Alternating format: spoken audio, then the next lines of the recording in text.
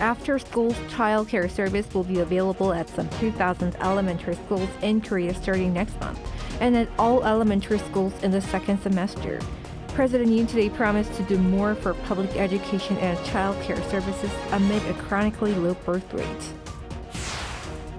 A local court today declared Samsung Electronics Chairman Lee Jae-yong not guilty of several charges brought against him, including a controversial merger and accounting fraud allegations, which prosecutors believe helped him increase his control over the family-controlled group.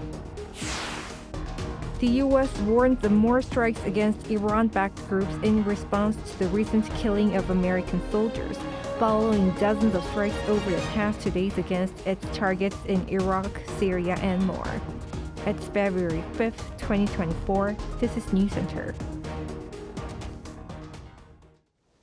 Good evening. Thank you for joining us. I'm Yoon Jung-min.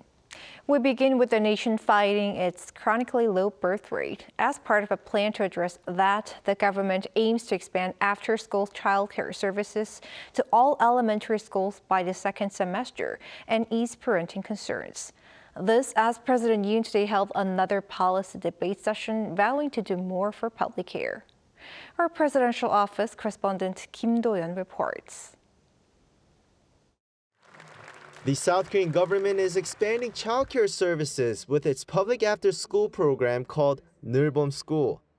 This as President Yoon Suk-yeol hosted the 9th livelihood policy discussion with citizens on Monday, announcing that the program, which is currently in its test phase at 459 elementary schools, will be expanded to all elementary schools nationwide by the second semester. Parents care에서 이제는 public care, 즉 국가 돌봄으로 나아가야 합니다. 이 퍼블릭 케어를 정착시키려면 무엇보다 학교 역할이 확대되어야 합니다.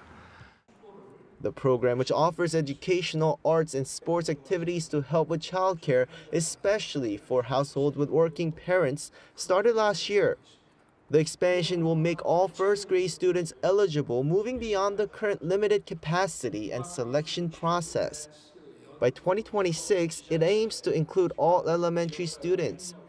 Additionally, schools will receive dedicated officials to oversee the program and help with the administrative side.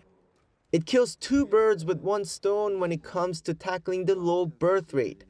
The cost of childcare and parents having to sacrifice their careers were two top reasons behind not having children, and the program tackles these. At the discussion were parents and teachers who touted the program, especially the fact that various arts and culture classes, such as ceramics, sports, and dancing, are offered too. Some suggestions were given too. I believe the government has to allow specialized operation methods for the program depending on whether the area is rural or urban, and in the long term this will revitalize rural areas while children will enjoy the program more. To this, President Yoon largely agreed. Referencing the African proverb, it takes a village to raise a child, he called on local experts in different industries to contribute to the program at schools around them. 이런 농촌형, 도시형 같은 지역 특색에 맞는 그런 교육 프로그램들을 다양하게 우리가 제공하고, 저도 뭐 그 재능 기부할 수 있는 게 있는지 한번 찾아보고 저도 한번 봉사활동을 하겠습니다. 감사합니다, 여러분. 고맙습니다. President Yoon added that childcare itself is a part of education, especially for young children. And he wrapped up by saying that it's the government's duty to guarantee freedom for its citizens to be able to choose what they learn. Kim Do-yeon, Arirang News. Samsung Electronics Chairman Lee Jae-yong was today declared not guilty of charges brought against him, including a controversial merger in 2015 and accounting fraud allegations, which prosecutors believe helped him increase his control over the group. It was the first verdict since he was indicted more than 3 years ago. Our business correspondent Shin Ha-young reports. The Seoul Central District Court acquitted Samsung Electronics Executive Chairman Lee Jae-yong on Monday at his trial for alleged accounting fraud and violation of the law on capital markets several times. The court held its hearing on E at 2 p.m. 3 years and 5 months after the Samsung chief was indicted in connection with the 2015 fraud case. The main issue in the trial was whether the merger process between two Samsung affiliates in 2015 was conducted properly. In 2020, Yi was indicted on charges of manipulating stock prices in the 2015 merger of two Samsung affiliates, Samsung C&T and Chae Industries, in which 3 Samsung C&T shares were offered for 1 Chae share. There have been accusations that Samsung Group management may have intentionally lowered the value of Samsung C&T to help Yi gain control of the company, as he was the largest shareholder of Chae Industries. Last November, prosecutors demanded a 5-year prison sentence for Yi. They also requested a fine of 500 million Korean won, or around $375,000. Prosecutors say the manipulation caused losses for other investors and held Yi responsible for these. He also stands accused of involvement in suspected accounting fraud at Samsung Biologics, a subsidiary of Chae Industries. The court also delivered not guilty verdicts for 13 current and former employees of Samsung who were indicted along with Yi. It stated that there was no proof of the charges, adding that the prosecution failed to sufficiently prove that the merger was unlawfully conducted to bolster the chairman's control over the company. The Associated Press reported that the latest ruling by the court could alleviate the legal troubles surrounding the Samsung heir. 신하영, Arirang News. Turning our focus to the upcoming general election, the current system of proportional representation, where the percentage of votes that a party earns affects the number of proportional seats, will likely stay. This is according to the main opposition party's chairman, despite criticisms from the ruling party. Our National Assembly correspondent Lee Si-hoo explains. The leader of the main opposition Democratic Party, Lee Jae-yong, announced on Monday that his party has decided to keep the current system of proportional representation in the upcoming 22nd general election. In the current semi-mixed member proportional representation system, or the MMP system, the percentage of votes earned determines the number of proportional representation seats a party can occupy. For example, when the number of regional seats a party has is less than the percentage of votes received, the party can occupy additional seats in proportional representation. This system was introduced before the 21st general election to help smaller parties enter the assembly, but its objective has since been tarnished, with larger parties establishing paper parties, or the so-called satellite parties, to earn more representation. Now, as the DP holds the majority in the assembly, occupying 164 out of 298 seats, the election will likely take place as announced by Lee Jae-yong. However, the ruling People Power Party, which has called for the return to the mixed-member majoritarian representation, or the MMM system, strongly criticized Lee's decision. The leader of its Emergency Steering Committee, Han Dong-un, said that this would only cause voter confusion and that the election system should not be decided by a single person. The MMM system called for by the PPP separately allocates the regional and proportional representation seats. It was adopted in the 16th through 20th Assembly. Amid talks on the electoral system, the ruling and opposition parties are finding ways to prepare to win as many seats as possible. PPP last week launched a new satellite party. DP says it also plans to establish a party for proportional votes. Lee Si-hoo, Arirang News.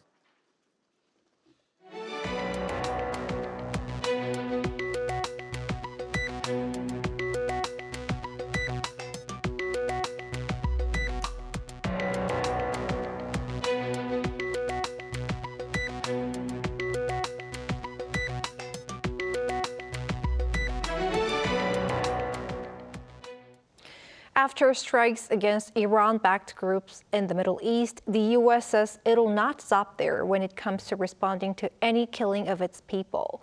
This is further raising fears of a wider conflict in the region. Our Foreign Affairs correspondent Pei Eun-ji with this report. The U.S. says it intends to launch additional strikes against Iran-backed groups to send a clear message that it'll respond when its forces are attacked or when its people are killed. That's according to the White House National Security Advisor on Sunday local time, who added that the country believed the previous strikes had a good effect in degrading the capabilities of the militia groups to attack the U.S. It began with the strikes on Friday night, but that is not the end of it. Last week, the U.S. hit Iran-backed groups in Iraq, Syria, and Yemen. On Friday, it carried out strikes that hit more than 85 targets linked to Iran's Revolutionary Guard and Iran-backed militants it backs. This was in response to the drone attack on an American military base in Jordan that killed 3 U.S. troops and injured 40 others on January 28th. The Islamic Resistance in Iraq, an umbrella organization of Iran-backed armed groups, claimed responsibility for the attack, but Iran denied its involvement. Then, on Saturday, the U.S. and the U.K. launched attacks against 36 Houthi targets in Yemen in another effort to further destabilize the militant groups. As fears grow of a wider war in the Middle East, Sullivan also made it clear that the U.S. does not wish the conflict to spread. What I will say is that the president is determined to respond forcefully to attacks on our people. The president also is not looking for a wider war in the Middle East. Amid escalating tensions, U.S. Secretary of State Antony Blinken is set to arrive in the Middle East on his 5th visit to the region since the Israel-Hamas war began. He's expected to visit Saudi Arabia, Egypt, Qatar, Israel, and the West Bank to push a ceasefire and to reach a deal on releasing all remaining hostages being held by Hamas. Arirang News. In the U.S., President Joe Biden won the Democratic Party's first official presidential nomination race in South Carolina this past Saturday, raising the prospects of a rematch with former President Donald Trump. Lee Seung-jae has more. In just the first Democratic Party primary in South Carolina, voters have already sent a clear message that incumbent President Joe Biden will be leading the way come November's presidential election. In the Democratic Party's first official presidential nomination contest on Saturday, Biden took 96.2% of ballots cast, with 97% of the total votes tallied by Sunday midnight, besting Dean Phillips and Marianne Williamson, who each won around 2% of ballots. The landslide victory also means Biden will be awarded all 55 of the state's Democratic delegates, as neither Williamson nor Phillips broke the 15% threshold for being awarded any delegates. Despite the overwhelming victory in the state, it also showed a much lower than expected voter turnout. Compared to the 16% of the Democrat voters who took to the polls during the state's 2020 Democratic primary, just 4% voted on Saturday. The low turnout could signal weakened enthusiasm for Biden among Democrats. The victory for Biden could now pave the way for a rematch of the 2020 presidential election with former President Donald Trump, who scored 2 consecutive nomination wins in the early voting states of Iowa and New Hampshire. Biden was absent from the New Hampshire ballot but won the contest as a write-in candidate with 64% of the vote, while in Iowa, the incumbent party decided not to cast any ballots at their caucuses, denying Biden the chance to win there. Lee Seung-jae, Arirang News. Massive forest fires broke out in the central region of Chile, leaving hundreds killed or missing. As residents mourn over the lost lives, its president pledges to assist those impacted. An Song-jin reports. Villages devoured by flames and smoke. Homes were scorched after massive forest fires broke out in central Chile last Friday. The Chilean National Disaster Prevention and Response Service said at least 112 have been killed as around 160 active fires raged along the country's coastline. 1,400 firefighters were deployed on Sunday to control the fire. The city of Viña del Mar, west of the capital Santiago, burst into flames, leaving at least 1,600 people without homes, while 200 people were reported missing. The city and the surrounding area are home to a popular beach resort and tourist gathering area. In 10 minutes, the fire was already on us. There was smoke, the sky turned black, everything was dark. The wind felt like a hurricane. It was like being in hell. The wildfires in the neighborhood of Viña del Mar started in mountainous forest areas. They soon reached densely populated areas on the city's periphery. The forest fires broke out during a week of record-high temperatures in central Chile, where weather conditions of low humidity and high wind speeds made it difficult to control them. The cause of the wildfires is currently being investigated, but President Gabriel Boric says the authorities cannot rule out the possibility that some of them could have been started deliberately. It's hard to think there are so horrible and heartless people who could be able to inflict so much pain. But if these people exist, we will search for them. We will find them. The president declared a state of emergency and designated Monday and Tuesday as days of national mourning for fire victims. Officials extended curfews in cities most heavily affected by the blazes as residents were evacuated. As the death toll is set to rise, the forest fires are said to be the country's worst disaster since 2010's earthquake. An Sung-jin, Arirang News. South Korea and Saudi Arabia have agreed to further strengthen their defense cooperation. Host Minister of Defense Acquisition Program Administration and his Saudi Arabian counterpart signed a memorandum of understanding on Sunday in Riyadh. Under the MOU, the two countries will establish a joint committee to cooperate in research and weapons development in the mid to long term. The defense ministers of the two countries also attended the signing ceremony. South Korea's Minister Shin Won-sik is on a visit to the Middle East this week. On Sunday, he attended the World Defense Show 2024 in Riyadh and held talks with Saudi Arabia's Minister of National Guard and Minister of Defense. Replicas of traditional museum artifacts are now a merchandising trend. As our Yoon reports, they have become more popular among the younger generation after undergoing a transformation. Museum merchandise is undergoing a unique transformation. By having the aesthetic appeal and practicality of certain replicas enhanced, they are captivating the younger generation, creating widespread interest on social media. A miniature of the pensive Bodhisattva statue, famous for its smile and a designated national treasure, is the best-selling item. As the original replica of the statue was seen as unappealing to people in their 20s and 30s due to its size, the National Museum Foundation of Korea created the miniature version to make the statue more accessible. Another national treasure is the Baekje Guild bronze incense burner. Its replica miniature sold out within a week of its release, amid a growing interest in older styles among the younger generations who are drawn to unique and meaningful items. We have captured the details of the original artifacts with advanced 3D printing technology and incorporated a variety of colors. Not only does it serve as a beautiful decoration, but it also functions as an incense burner, just like the original artifact. The revenue generated from museum merchandise reached almost 15 billion Korean won, or around $11 million in 2023. This is about a 27% increase in annual sales in 2022, which had set the highest record at the time. The designs are different from what I had thought in the past.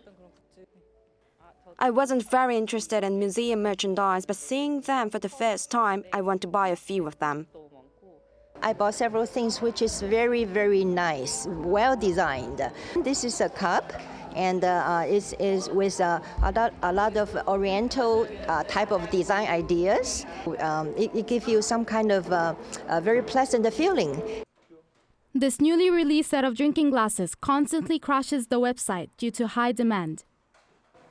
As the number of purchases by tourists is also increasing, the foundation is focusing on creating practical and lightweight items that visitors can easily take back as souvenirs, commemorating their visit to the National Museum. There's also a special hall that displays different kinds of museum merch. Here, people can try out the items and get a feel for how they might look when displayed in their own homes. Historical artifacts are going beyond their traditional significance and becoming personal treasures that are used and seen in people's everyday lives. Yoon, Arirang News.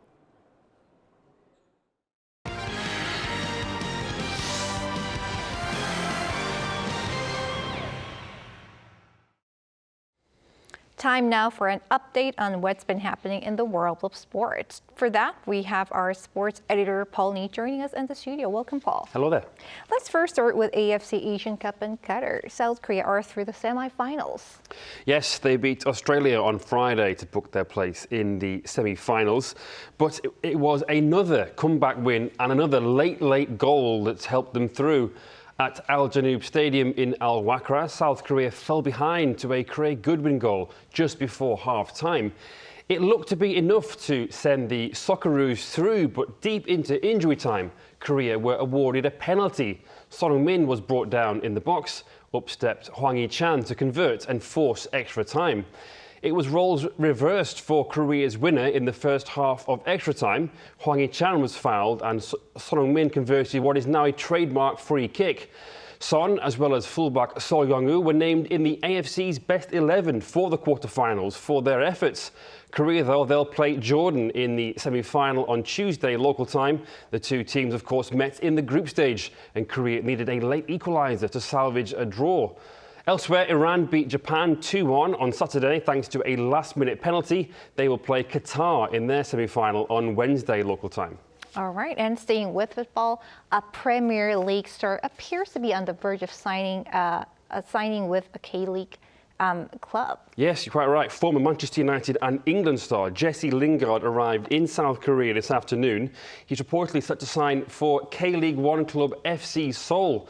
Now, Sky Sports brought the news on Friday that a move to FC Seoul was possible, but the Daily Mail reported the next day that Lingard, who played over 230 times for Manchester United and won domestic and European titles with the club, had offers from 26 other clubs. But the 31-year-old posted a picture on his Instagram story on Sunday, local time, of what appeared to be him boarding a Korean Air flight at Heathrow. Lingard touched down at around 4:30 p.m. this afternoon ahead of finalising the deal. He was given a hero's welcome from thousands of fans at the airport and even signed some autographs. Lingard, who appeared and scored at the 2018 World Cup for England, has been a free agent since leaving Nottingham Forest last July. And moving on to figure skating, a long-awaited medal for Cha Jun-hwan. Yes, you're quite right. At the ISU Four Continents, Cha finished third in the men's free skate. This earned him a bronze medal, his first at the competition in 2 years, due to an ankle injury.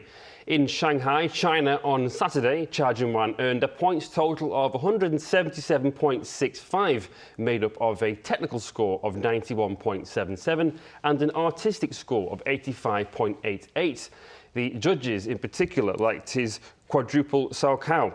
But Yuma Kageyama of Japan finished first, and Shun Sato, also of Japan, finished in second. Up next is the World Championships next month in Montreal. In speed skating, Kim Min-sun has ended the season strongly.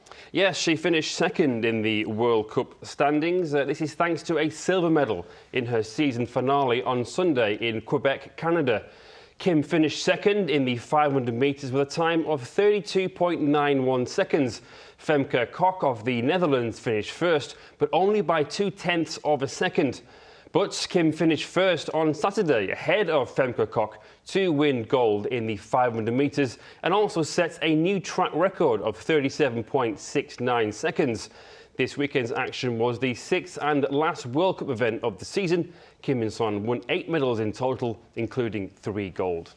And finally, to baseball, Shohei Ohtani could make his Dodgers debut in the MLB's Horror Series. Yeah, after his very big money move from the Angels to the Dodgers, and as reported by MLB.com, Ohtani says he's very confident of being the designated hitter against the Padres in Seoul next month. Ohtani is still recovering from elbow surgery, so can't pitch, but could make an impact at the plate. His 10-year, $700 million contract is the biggest in baseball history. All right, nice roundup. Thanks, Paul. See you next time. Thank you. See you.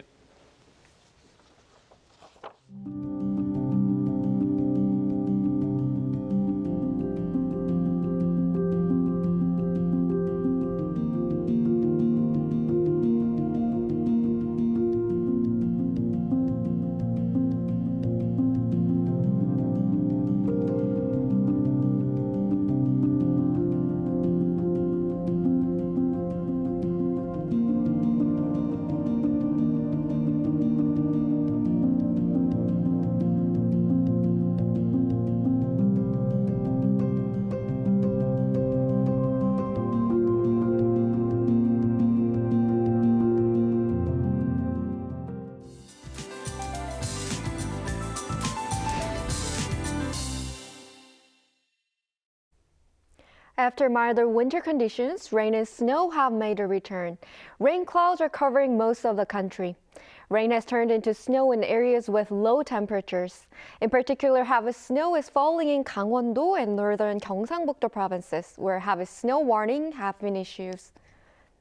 By tomorrow, there will be more than 15 centimeters of heavy snow in the mountainous areas of Gangwon-do and northeastern Gyeongsangbuk-do provinces, and more than 10 on the east coast.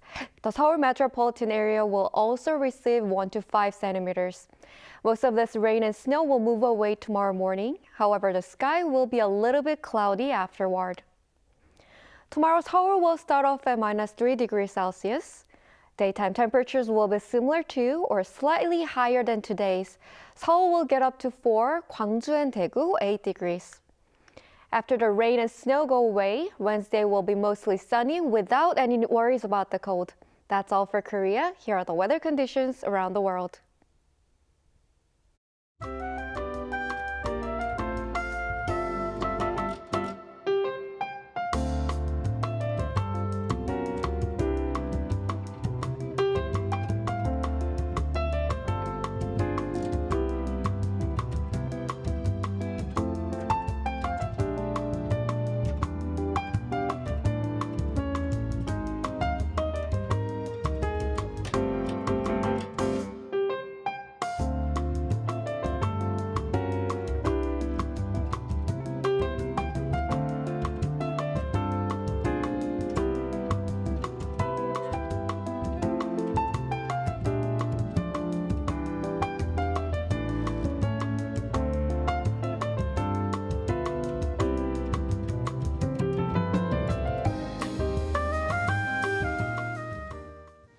That is Newscenter for tonight. Thank you for watching. A panel session coming up.